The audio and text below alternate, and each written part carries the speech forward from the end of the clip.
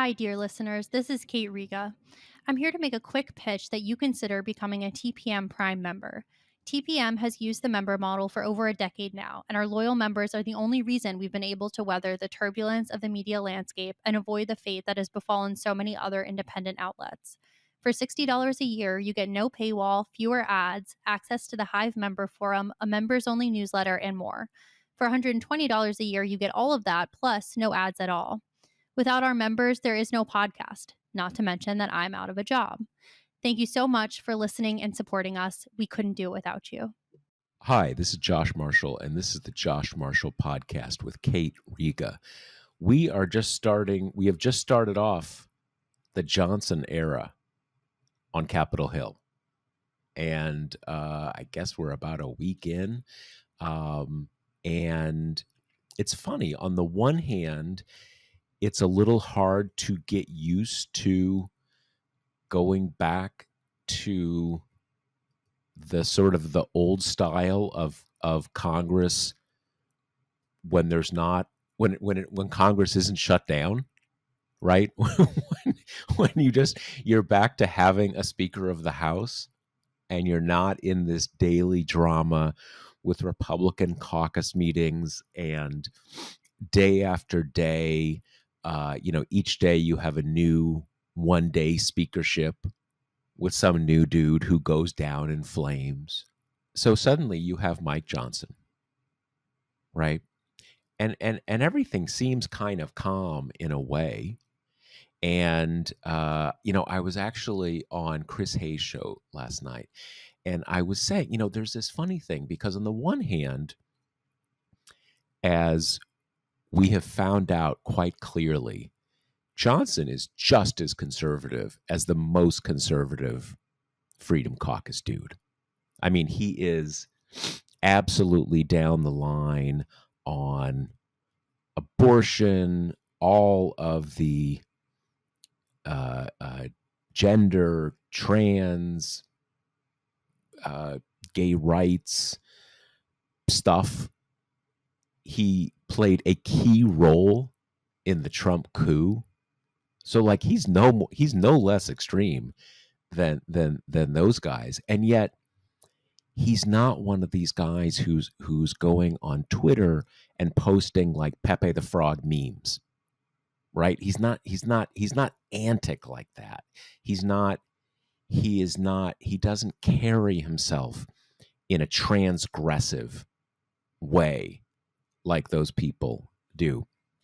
So I was sort of surprised that his first gambit was this thing not only separating Ukraine and Israel aid, which was always going to be a pretty complicated thing for him to manage, given all the political cross currents there and everything. But he does this thing like, okay, we'll do Israel aid, but we're going to offset it by cutting IRS enforcement. And now, just I guess yesterday, kind of everybody had said this, but I think now we have a CBO confirmation of it. It doesn't save money. It literally costs money. It's more expensive to do this, unsurprisingly, because what we're talking about is cutting funding for the people who make sure the super, super, super rich people are paying their taxes. And it's kind of one thing when, for the last couple of years, Republicans are saying, well, we're not going to give you X billion dollars to hire 100,000 IRS Gestapo to break down our doors and make and blah blah blah blah blah. Now it's just kind of like, well, we're cutting funding for the IRS, and you're like, we're kind of in a global crisis at the moment. Like, obviously, people in the United States, I say the big majority of people in the United States are on Israel's side in what's happening right now, but not everybody. But I would say everybody agrees it's a crisis. kind of regardless of which side of this you are on, it's a crisis. We've also got this big war in Ukraine. All sorts of crazy shit is going on. And there's this kind of, he wasn't able to not go in for this kind of Republican neenerism, right? Kind of like, you want that aid, you're gonna have to cut IRS funding. Ha ha ha ha ha. Just sort of like, dude, I really think kind of, even for people who I mean, it's kind of hard for me to say who the sort of the people who are ideologically on the side of not having taxes collected, but even for the people who kind of are into that kind of thing, I think it seems a little, I don't know, crass and unserious and sort of like, dude, that's not where we are right now. Like, again, some people don't think we should be giving more funding to Israel at all. But again, I think everybody gets it's a crisis. It's not the time for kind of like stupid little hostage taking games like that. So that's where we are. We're going to talk about the beginning of the Johnson era. And then we're also going to talk about, there's some elections coming up next week. We get the first, it's not the 2024 cycle. You have a few states that have this kind of off year elections. We got stuff in Ohio and Virginia. So we're going to talk about all of that. But Kate, so you tell us what have we seen? What is the mood? What is going on up there in the inaugural week of the Johnson era? I mean, it's like you say, in terms of just the nuts and bolts of this would have been difficult, because you've got, the biggest source of opposition to Ukraine funding comes from House Republicans. So you've got them wanting to separate out the Israel aid, which is, near universal, from the Ukraine aid. And then also stuffing that Israel aid, like you say, with the IRS slashing, stripping out all the humanitarian aid stuff. So you've kind of got that going on in the House, and then in the Senate, Mitch McConnell is very firmly on the side of Ukraine aid and wants the two things to be coupled. I think there's a growing awareness that if Ukraine aid is not part of this November 17th extension, that might be it. Like, there might not be another opportunity, because the Republican support for Ukraine is just waning really quickly. It's spreading. And then McConnell also said he wants to, beef up U.S.-Mexico border stuff. This is, right in line with kind of a big Republican talking point ahead of 2024. In terms of, as far as Democrats think abortion is kind of their winning message, for Republicans, that's immigration/crime. So you've got all these kind of pieces swirling around. And like you say, the IRS thing was just almost had like a comical valence, because as much as the Republican Party has changed in this Trumpist era and gotten away from, the old priorities of the kind of dismantling of the administrative state. Obviously, a big part of the Republican Party still wants to do that. But that's, the anti-regulation sect is not like the leading voice anymore. Like, Matt Gaetz is not going to be out there trying to, kind of dismantle these regulatory statutes or whatnot. But the IRS thing, that's decades old. They're in the late 90s, and then again in like the mid 2010s, Republicans kind of ginned up all these IRS scandals to cover these giant budget cuts, and which led to, personnel bleeds and outdated technology, all of which, who is that going to hurt? It's not the people who have W-2s whose income is more or less kind of transparent at a glance to the government. It's, corporations and rich people who can afford lawyers and use tax shelters and make all that stuff hard to find. So And that's been really effective by the Republicans. A Treasury report from 2021 said that the richest 1% of Americans don't pay as much as $168 billion every year owed in taxes. So, on the one hand, you've got this kind of credulous DC reporting thing of like, oh my, the CBO says that this is actually going to hurt the deficit, which is like, no shit. I mean, every single time they try to do this in the name of austerity, it's the same thing, because cuts to the IRS mean shock of shocks. They can't do audits as successfully and they can't bring in money as successfully. So of course, you're going to have a huge drop in revenue, and of course it's And, going to hurt the deficit. and they also just end up doing normal service in a much less good way. I mean, just a kind of a personal anecdote. A few days ago, my wife had to get a tax ID, right? Just kind of a totally normal thing. And for whatever reason, the online thing wouldn't work, right? When you do it on the website wouldn't work. And then she called up and she was on hold for like literally an hour trying to talk to someone. In any case, the point being, it makes ordinary service really pretty terrible, which there's no, that we get used to these things, but it doesn't have to be that way, right? You can fund the IRS. So when you have a simple question, you can call up and say, what's the answer to my simple question? Or have a website that works. And I mean, there's a whole other thing that's not even part of this, which one of our alums has actually been part of doing a lot of journalism on this.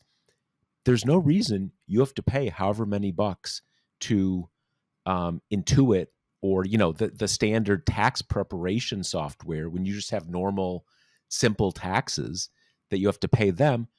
The IRS could just do that themselves and have a little simple program that, as long as your taxes are pretty simple, it just does it and it's free. And that's easy because the vast majority of Americans, their taxes are totally simple. It's not complicated to do, but these tax preparation software people lobby to prevent the IRS from doing that. Let me ask you a couple questions about what you just said, Kate. So the first thing is, I didn't even realize that what the Republicans are proposing, if I'm understanding you correctly, is just saying, okay, we'll give you the money basically for the Israeli military that you're asking for, but all the stuff for Palestinian civilian aid, no, we're not doing that. Is that right? Right. Mm-hmm. Okay, well, why am I surprised? But okay.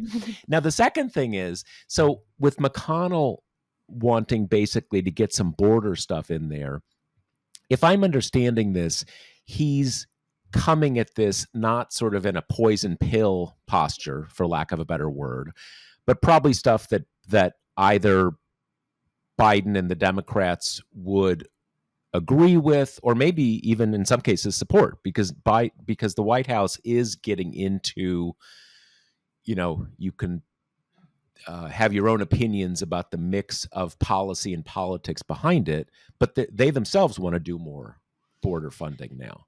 Yeah, that's totally right. The Biden administration is taking a distinct kind of rightward step on border stuff because they're kind of getting killed in the polls on it. And as of now, there's this like bipartisan working group trying to find border stuff that's relatively inoffensive to Democrats. That's being headed up by this guy, James Langford, who's a senator from Oklahoma. It's still at the point where, they're like keeping the Democratic names hush hush and everything. But as much as he's kind of talked about it, and there's still no specifics out there, but he's saying we're not trying to make a conservative wish list. Basically, they're trying to find stuff that can pass. The Senate is still in a posture of the kind of bizarre same pagedness of McConnell and Schumer and Biden on the Ukraine stuff. So it's definitely a matter of their operating more like adults. This is kind of more or less how things were working pre the Johnson stuff. And then you're just going to have Johnson in the same position McCarthy was, right? Which is we had those initial mutterings that maybe they were going to let him get away with a clean CR and everything like that. Just suggesting that maybe they were going to go easy on him for these first few legislative priorities. But, the reason why the House version was this kind of tiny Israeli aid bill that had the IRS poison pill and didn't have the humanitarian aid and all that, and decoupled from Ukraine. I mean, that's all bowing to the same faction, right? That's what the right wants. So that's going to be dead on arrival. It's going to be what we've seen before. They're going to have to decide when this stuff comes over from the Senate, this bipartisan stuff, you're going to have House Republicans out on a ledge alone again. And then what does Johnson do? Does he pull a McCarthy and kind of try to show his acquiescence to the hard right on every count, even when that means, shut down, legislative standstill? Or does he do the only possible off ramp, which is sane Republicans plus Democrats to, in this case, pass the aid packages, which throughout the whole speaker debacle, every single lawmaker who was just kind of every Republican lawmaker who was trying to say, there's a sense of urgency, we got to get back to work, it was always pinned to the Israeli aid. So there is desire, even on the right, even from the kind of recalcitrant House Republicans, to get an Israeli aid thing passed. But if the first version is kind of this poison pilled up, it's a little hard to see what is his off ramp here without pissing off the same people who deposed McCarthy. Yeah, I don't really. I don't want to assume, oh, he's so dumb. How could he have messed up so bad? Because that plays to my my assumptions and my desires at some level. But what I'm curious about here is it's very hard for me to see, are they really going to go to the mat over Israel aid with this, when that is something that is kind of universally supported by them being House Republicans and their supporters. It's one thing when they say, all right, we don't mind busting through the debt ceiling, fine with me. Or or we don't mind shutting the government down, we don't like the government anyway, so shut it down, right? On things where usually these dynamics are something that Republicans are demanding, something really important to them, and their threat is they are going to kill something that they don't give a crap about, right? But here they do give a crap about it. Or even if you want to be cynical, their people give a crap about it. So I don't understand it. If I were him responding to his political agenda, I would say, great, we're going to push this Israel, we're going to split the two things up. We're going to push the Israel thing through because that's obvious. And then we're going to jack you up on Ukraine with IRS or whatever it is. So it's weird. That's what I've been expecting him to do as well, because that puts the Senate in a genuinely kind of a tough position to say, no, we're going to turn back the Israeli aid because Ukraine aid is so important to us, risking Israeli aid never getting off the ground. That's not a politically kind of clean shot to take. And maybe that's what we'll see kind of in the next iteration, now that this first version with the IRS stuff, Biden already put out a veto threat if this gets to his desk. Schumer says it's dead on arrival. And the Senate's kind of chugging along. I think also, to some extent, of the human side of this, like, these past 3 weeks were so grueling and like physically and emotionally grueling that I wonder if even these hard right elements who love to fight will kind of be a little bit more willing to swallow something that comes over from the Senate, particularly, it's going to have Israel stuff, which they're about. If it has border stuff, they can gin that up, and then maybe like kind of save their fire for the shutdown stuff, which, as you say, has a hostage they actually like shooting. So this is just one that I wouldn't be all that surprised if after, a couple of days of consternation, everything kind of works out. So do you have a sense of to the extent that we can get a feel for how people are reacting to Johnson after a week, do we have a feel for that? And is this Israel Gambit playing into that, or is it kind of just too early to say one way or another?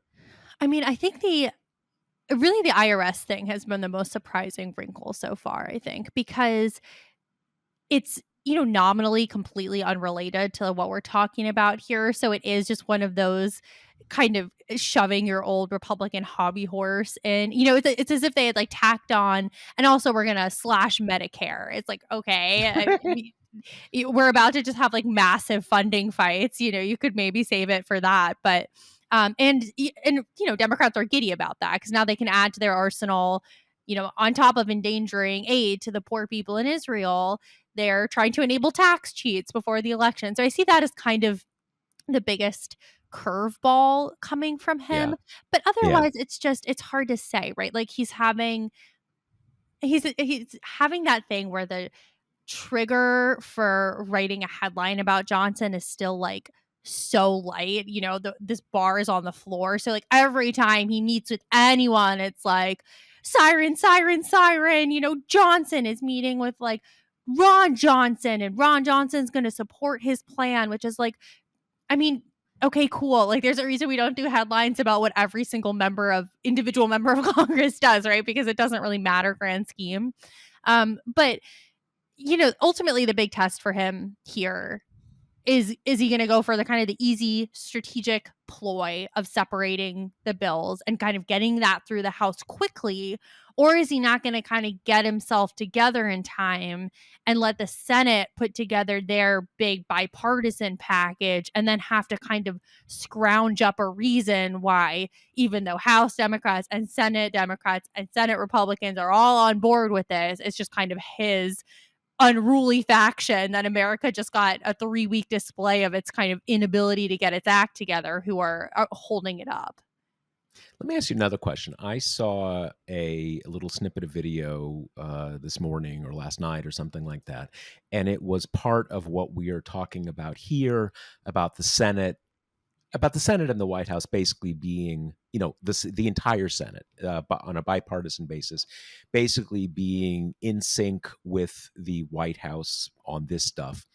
And they had a little snippet of Mitch McConnell, and he was, basically saying that. But what struck me was he looked very feeble. He looked very feeble, and that made me, I'm not trying to get into the gerontocracy and people shouldn't be so old and all that stuff that we see about kind of everybody, but it did make me wonder how much longer he will be in that, in that leadership position. And I do hear rumblings of, and this is probably, I don't have a sense of how much this is in reaction to, his diminishment, versus just what, versus what Republicans are thinking these days.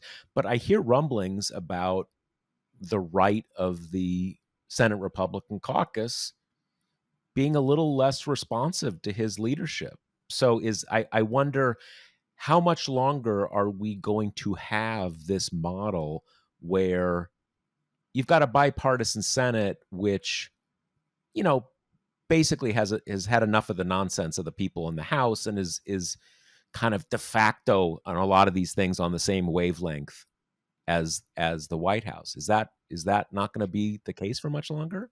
Yeah, I mean, it's a little hard to tell because the first defectors are exactly who you'd expect to defect, and people who were probably most inclined to break with McConnell up until this point, right? Like you've got um, Josh Hawley saying he's not going to vote for any humanitarian aid in Gaza until all the hostages are released, right? So he's breaking with it. Ron Johnson is making noises about supporting Mike Johnson's Israeli bill, which is out of step. But it's like Ron Johnson, Josh Hawley. I mean, it's not an uber shock that they're breaking with McConnell, right? They've been doing this for Right. a Right. while. I think part of what's going on is the ones who would angle to take McConnell's jobs are like the Rick Scotts, people who like aren't really liked or considered very talented, but are thirsty all the time. And you have the dynamic of like McConnell is, I think, by everybody pretty respected in terms of being good at his job. So there is a lot of tiptoeing around of, you know, Mitch has got to make the call. We're not going to force him out. But yeah, I mean, I think especially in this current climate, like admitting that you're on the same page as Biden in any capacity is going to be a wedge for some people in the party. And obviously, I mean, he just doesn't look good. He's physically clearly deteriorating pretty quickly. Yeah. And I wonder, hard to read these people's minds because as we've discussed with the Feinstein stuff and with all this kind of thing, it is really hard to leave these jobs when they've been your entire life, especially when you start to kind of get old and start to go downhill, and you know that all that stuff will probably accelerate when you don't have a busy schedule and blah blah blah. Not that I'm excusing it, but all these kind of personal factors are going in as well. But if you're him and you're thinking, I'm not doing well, like you foreshadow, perhaps this could lead to unruliness among Senate Republicans, which I think he would find pretty untenable because I think everyone thinks that what has happened to House Republicans is extremely embarrassing, and the Senate always is kind of hoity-toity about how they're like better and more grown up than the House to begin with. So with all the stuff kind of coming together, you'd think, I mean, he wants to stay through 2024, probably not least because if you had to put safe money somewhere, you'd probably put it on Republicans winning back the Senate, which would be, a nice feather in his cap kind of thing, especially after the kind of brutal cycles of late and all the recruiting problems. And the map is just so hard for Democrats that it really gives them quite an advantage. But I kind of wonder, as we near that point, if the pressure is going to increase, especially because you could do a little congrats, Mitch, you won again, you did an amazing job, new leadership clamoring, we'll see. It'd just be interesting, especially after the House Republican mess, who would succeed McConnell. They have a much more kind of stable leadership apparatus and everything, but there is a sense that he's kind of a singular talent in terms of, his calculatedness and his kind of shamelessness, and his ability to keep the caucus on the same page, even while the House has become, a completely non-functioning group. Now, what do you have a sense of how much, either in just the mood of DC that you're seeing down there, or what the Democrats feel? I mean, I see people rolling out statements from Mike Johnson about like, oh, no, I'm not trying to make Christianity the official religion. If you thought that, I'm not going that far. But like, you're only good if you read the Bible. Just they're coming up. Do you get the sense that they feel like they really have something here to kind of add to that sense of, I don't know, Republican extremism or whatever, whatever you want to call that? Is that getting momentum? Oh, totally. It's like so much harder to find a Democrat who gives you the "we're going to give him a chance. I hope he works with us" line than the "he's a psychopath, he's just Jim Jordan with a blander face on it" line. And like part of Right. that is just, I mean, strategy, right? This It's guy's like true. a bonkers. Yeah, he's a crazy Yeah. Yeah. Christian. His record hasn't been vetted or plumbed. So every other day we're getting kind of a new nutso thing from him. And then also, I do think, even though everything in politics is kind of performance to some degree, Democrats are so, so furious about 2020. And I think any Republican who was part of the effort to overturn it, they genuinely have like a great amount of distaste and contempt for. So that is shot through it as well. And not least because his Christian stuff is like the perfect entryway to the abortion thing. Yeah, and that, I mean, as I think, as we all know, it's not really the case with a lot of the gay rights package. Certain things are just no one. It is.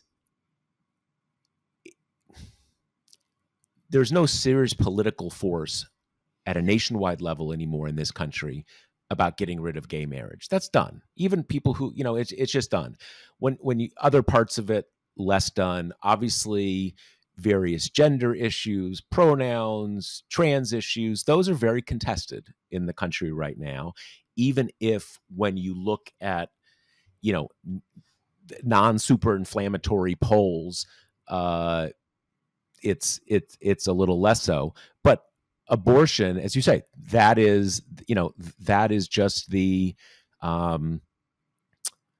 the electoral battering ram for Democrats right now. There's almost no, as we've seen, there's almost no state in the country where it's possible to put up much of a defense in a non-gerrymandered election. And the other point here is that we have seen that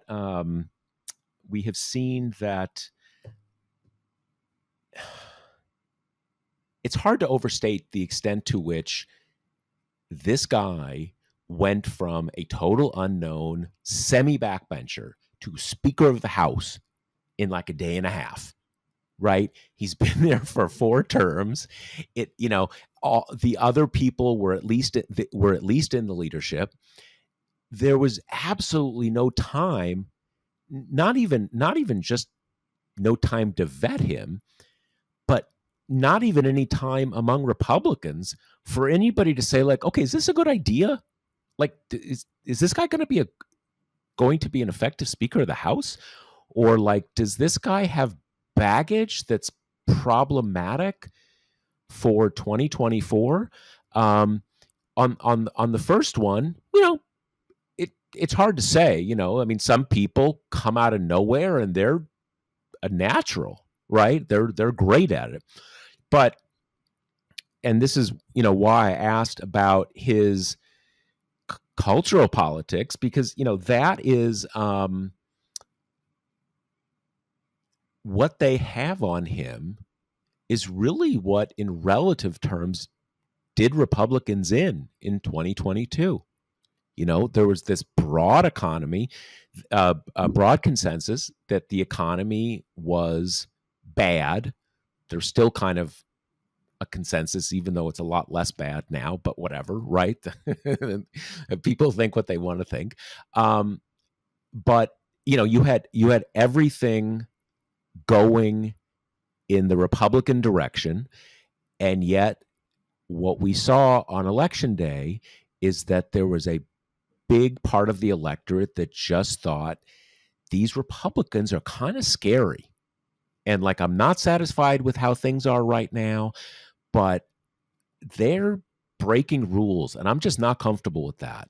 And he is just replete with positions and quotes and statements and policy positions that are just pretty extreme and very extreme on abortion. So it's kind of like walking back into the same, I think I mentioned this actually last week on the pod, but I'll mention it again.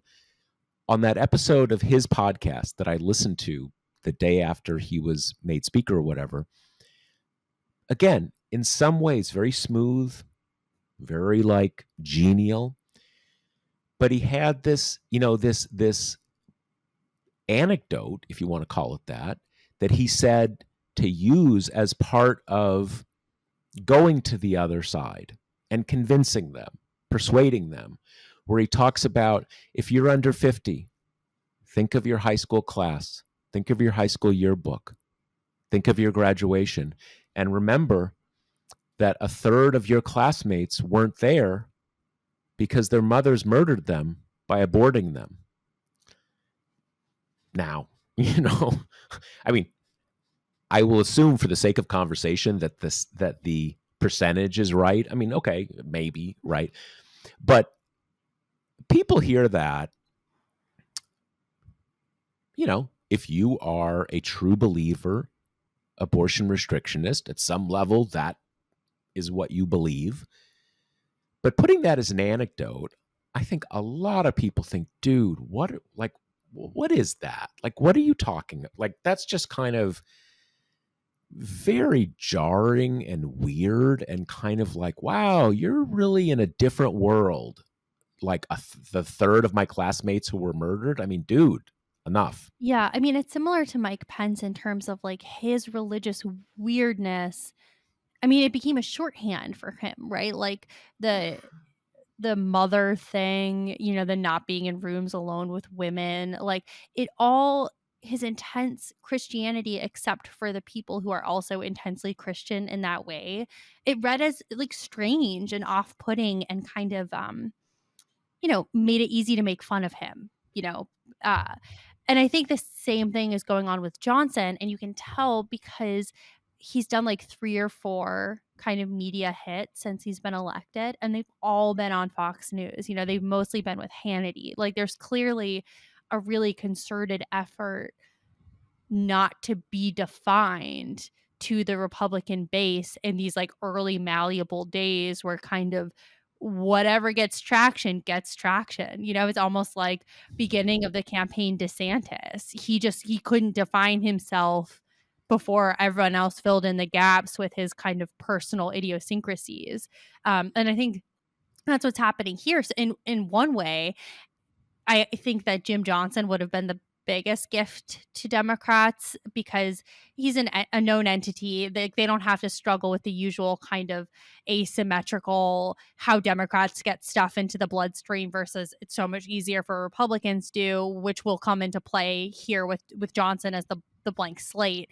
But there's so much to work with. And this is kind of like the height of the Santos thing. It's just like you're getting headline after headline after headline of, comparing gay people to, bestiality or the weird thing of the dinosaurs on the ark. Like, there just seems to be quite a well that's almost completely unplumbed at this point. So, it's a race to define him. And if House Republicans kind of fumble the ball on the Israel aid, which is supposed to be the easier lift of the legislative stuff coming up, well, then it's going to be not only is he a kind of a Christian whack job, but he's an incompetent Christian whack job. Yeah, it's funny. Some of that stuff that is it's not offensive really and I mean, if you're talking about where the dinosaurs were on the ark, I don't think anybody's offended by that, right? I mean, because if you don't think there was an ark, it's just sort of like, angels on the head of a pin. And if you do, well, it's a serious question, at least, in terms of naval architecture. But you hear that and you're like, dude, what world are you living in, man? Because that's weird. And that's kind of funny and dumb. And if that's what you're spending your time on, what's up? One guy I know he's my Republican, that he's so level-headed that I don't know why he's still a Republican. But one thing I saw him say was, all this, like, yes, Israel aid and the IRS, total pratfall, total failure, blah, blah, blah, blah. But as long as it's playing well in the Republican House, he's fine. And that is right in terms of McCarthy's fate. Absolutely. Right. He just needs to keep them happy. But out here in the larger political world, we don't really care about whether he gets axed or whether they bring in some new dude. What I care about is the 2024 election. And if you're out there being like a total weirdo and just doing stuff that like he seems to be off to start with, he may be fine in the House, but that's not great for Republicans in a national context, which is obviously what, what 2024 is all about. So those are two, both can be right. He can be rocking in terms of his House stability, but there's a whole other story besides that. Totally. And in terms of kind of keeping the hard right happy in the House, the inevitable conclusion of that endeavor is, a government shutdown is going to be those uh, leftover debt ceiling punishments kicking in and having huge cuts to the Defense Department at the time where there's all this kind of global instability and like concern about that kind of thing. So I mean, the problem is that was McCarthy's strategy too, until he came up against letting the country default or a government shutdown that almost certainly would have gotten blamed on the House Republicans. So if, that's their most recent example. That's what he's got to kind of learn from and either mirror the strategy of or figure out some other end game. And you're totally right that appeasing the hard right is the path to keeping your job in the House. Probably, with the asterisks that House moderates have kind of showed us a little bit more backbone than I frankly thought they were capable of before this episode. But like you say, stability in the House also kind of is a freaking gift to the DCCC, who would look at that and be like, yes, please, like break everything while we're interspersing those stories with you being, anti-gay and anti-women and wanting to cut Medicare and blah, blah, blah. It's kind of the perfect package for them. But only cutting Medicare and Social Security because you women were out there murdering all your babies. Yeah, just because to we're be being clear. really insufficient breeders. So Right, exactly. that's a really winning argument in this climate. Okay, so what's next? What are we talking about next? We're off to these elections, I guess. Yeah, or we still have more. Okay. We have two elections we wanted to talk about a bit because if we record on our normal schedule, they'll be already done with by the time we record next week. So on Tuesday, we've got these off-year elections, but a couple with kind of national salience, and that's in Ohio. We've talked about it on the show before, this push to get abortion rights enshrined into law, which is really going to be make or break, because if that vote fails, almost certainly the 6-week ban will spring back and Ohio will, for all intents and purposes, have no abortion access in the state. And it's also tied to the fates of some of the most hotly contested races in 2024. Obviously, Sherrod Brown is kind of leading the ticket there, but you've got a couple really competitive Ohio House seats as well. Amelia Sykes has the biggest one. That's a slight Republican tinge that she managed to kind of win against all odds between 2022. And when we're talking about the House, we're talking about handfuls, right? So every race kind of matters. And all those Democrats have very assertively tied themselves to this, been doing door knocking and calls. And, that wasn't always the state of the race in Ohio. For many years, Democrats would kind of avoid talking about abortion. So it's also a sign of how totally that has changed. Or you also had a number of prominent House Democrats, at least if you go back a few more years, who were anti-abortion. Right. Or kind of this middle ground that was, pretty much anti-abortion. And Ohio was always one of those places. And it tends to be, one of these kind of, maybe declining industrial urban areas where you still have sort of that part of the Democratic coalition, but very socially conservative. So yeah, it's a new day, right? On that front.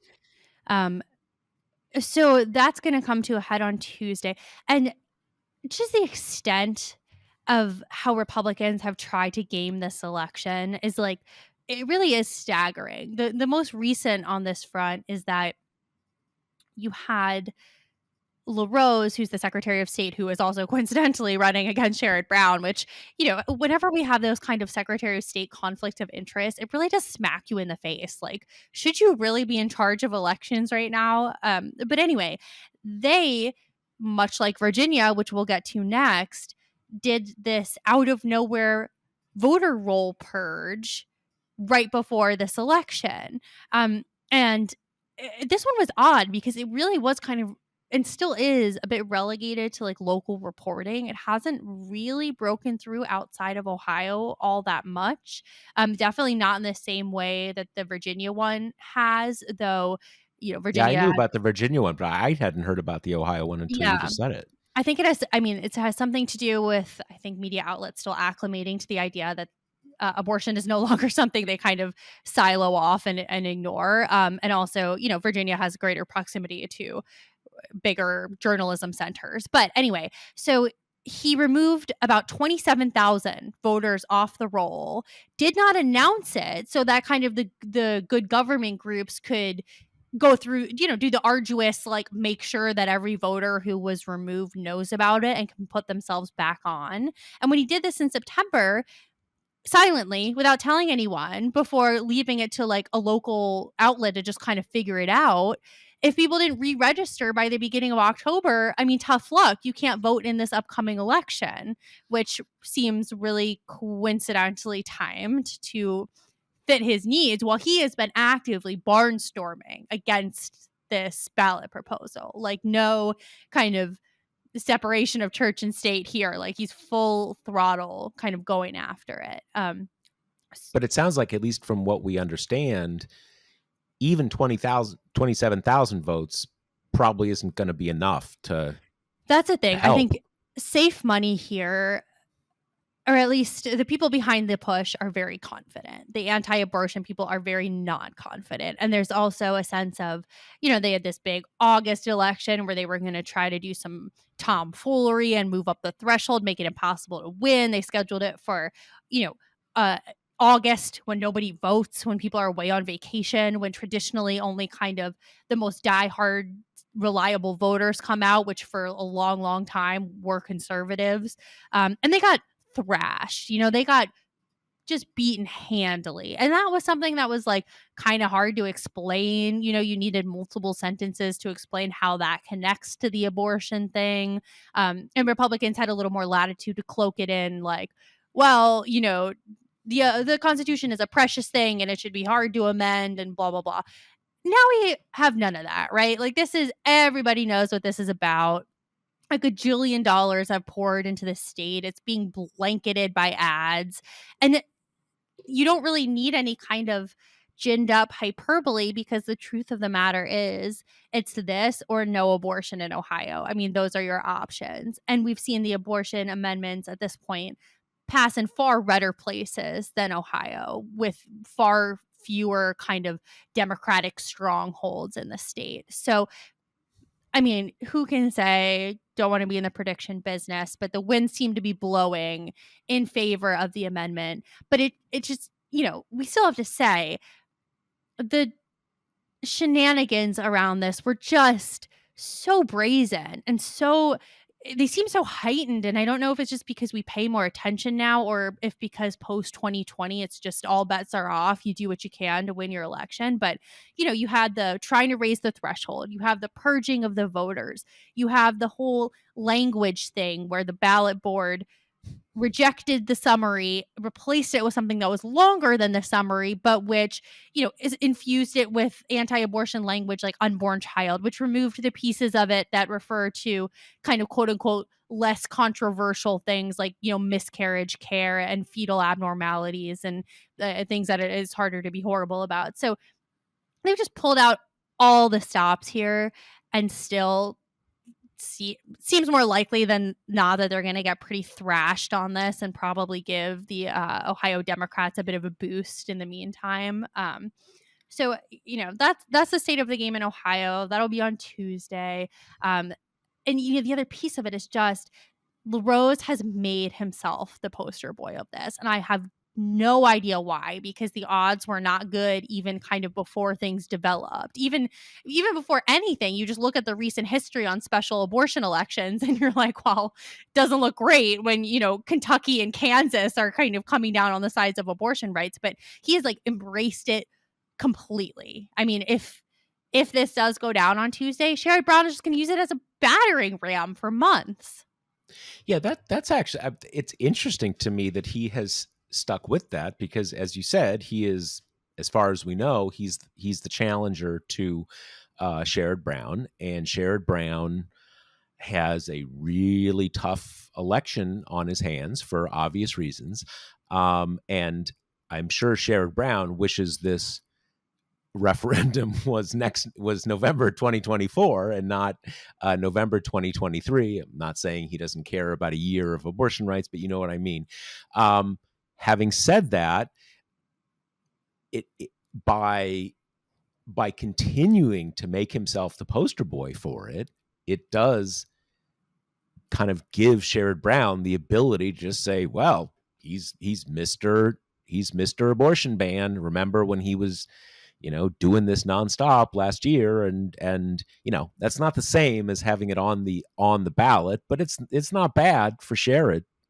So I guess I give that guy the admiration of the conviction of his beliefs, but I'm not sure it's going to do him much favors next year when he's running against Sherrod Brown. We'll see. Right. I mean, it's just going to be so easy for Brown to say, he tried to ban abortion in Ohio and we beat him. And now he's going to try to go to Washington and pass a national abortion ban. We're going to beat him there too, All right. So let's talk about the other one is Virginia, which has this weird system where it's an off year and then the entire legislature is all up at once. Now, this is a big deal because Virginia is the only southern state that hasn't imposed any abortion restrictions post-Dobbs, and Glenn Youngkin would very much like to change that. The kind of big credulous treatment of Youngkin thing is all saying, like, he's pushing a 15-week ban, and that's genius. Like, that's going to change the abortion narrative because polls show that most people that abortion support tends to drop off when you ask people, do they want abortion to be protected through the second trimester? And a huge chunk of that is anti-abortion messaging, say, calling 15 weeks a late abortion ban, which it's not, obscuring the fact that like 90% of abortions happen in the first trimester. But also, I just think it's bizarre that people are treating this like, what a stroke of mastery, a 15-week ban. Like, when Lindsey Graham came out and said we should have a national 15-week ban, every single Republican was like, gotta go, sprinting through the hallways to get away from it. Right. And there does seem to be this weird thinking. I think it's probably just predicated on the polling, but that a 15-week ban will be totally different to people than like a 6-week ban, when honestly, I think based on the amount people don't know about abortion, or I don't know about the particulars, I kind of think the ban piece is going to be more salient than the exact gestational window piece. Yeah, I completely agree with you. And I mean, sort of you could advance on the side of the argument that it's genius politics, the fact that the overwhelming number of abortions, I think it's up into the 90% of abortions happen within that 15-week window. So if you wanted to make that argument, you could say, hey, this is you get an abortion, abortions for everybody. Just these little few abortions were getting in the way of. But people don't think in those terms. Look, that's about enough abortions for me. I can work with that. That's just not. And every poll that I have seen, and not polls where you're trying to get a result that you want for whatever reasons. Pretty much every poll that I have seen has made clear that the whole kinetics of the debate is ban, no ban. Ban, that's all there is.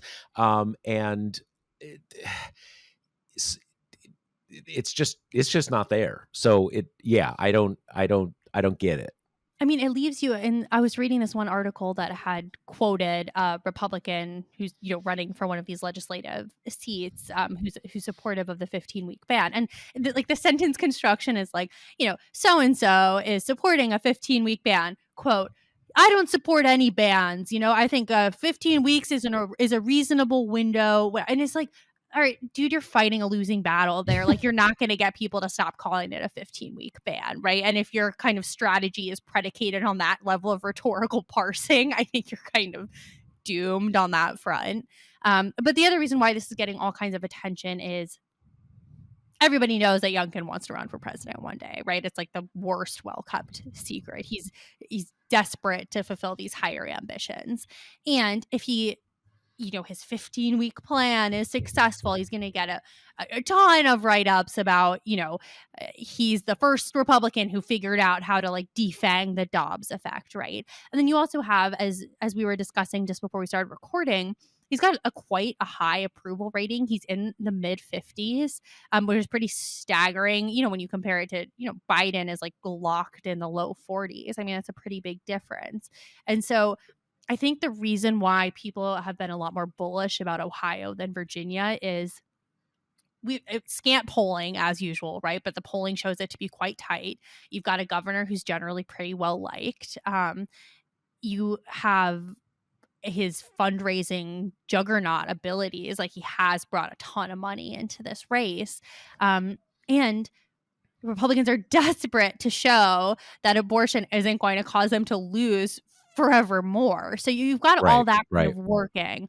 But then at the same time, Republicans are being like fairly candid about the fact that the state Senate is going to be a hard map for them to win on, as Democrats control it now. Republicans have the state house, and none of this really matters unless they get a trifecta, right? Because the Democrats are going to block in whatever chamber that they hold on to if they do. So, that's kind of the state of affairs in Virginia. And I think also it's a weird off-year election before a gigantic, really meaningful election. So everyone's going to be looking to it as a bellwether because it's only recently a blue state with still some kind of purple tendencies. It's not, and it's got North Virginia, which is very basically DC suburbs, right? But then South Virginia is like kind of a bona fide southern state. So, it's not the worst place to look when you're trying to kind of have any data point to hold on to a year out. So, that's kind of the status there. So let's dig into this a bit, because this is what I wouldn't say I'm confused by it, but has my attention, that, as you say, it is basically a blue state now, although only recently.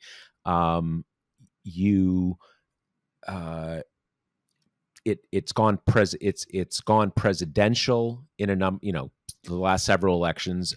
Sort of, famously, it went for Clinton even when she was losing those industrial Midwestern states. It's only relatively recently that Democrats have managed to get the state legislature. It's been about 12 years, I think, since there was a Republican governor. Youngkin got in, sort of, squeaked by in the first election of the Biden era, and yet, but he is supporting this 15-week ban. So it's a little surprising to me that that with a Republican incumbent in the governor's chair, that it looks like he may get this. Not that it's necessarily likely, but people aren't saying, yeah, no way, it's a blue state, he's toast and everything. I mean, you sort of alluded to that he's raised a ton of money. I mean, I guess I'm wondering how much